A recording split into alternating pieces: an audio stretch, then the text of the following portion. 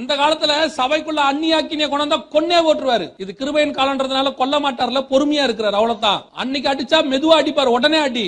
இப்ப ஊரை விட்டு அடிக்கிறாரு, செம்ம அடி இருக்கு. சபைக்குள்ள வந்துட்டு உலகத்தை கொண்டாந்துட்டு உலகத்தா மாதிரி ட்ரெஸ், சினிமா நடிகை மாதிரி ட்ரெஸ்.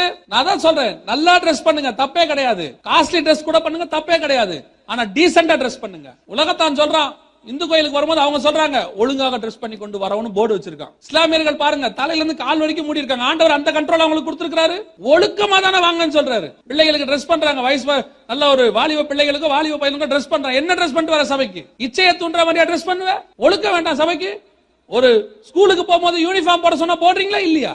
இஷ்டப்படி வருவேன் சொல்றீங்க. உன் சரீரத்தை போதிக்கிறவனுக்கே அப்படி செய்யறிய, உன் ஆத்மாவை போதிக்கிற இடத்துக்கு நீ இன்னும் எவ்வளவு ஒத்துமாய் வர வேண்டும்? சபை என்பது ஒழுக்கத்தின் இடம். உன் இஷ்டப்படி இல்ல. நான் எப்பவும் சொல்லுவேன், உங்க இஷ்டத்துக்கு சபை நடக்காது, தேவனுடைய இஷ்டத்துக்கு சபை நடக்கும்.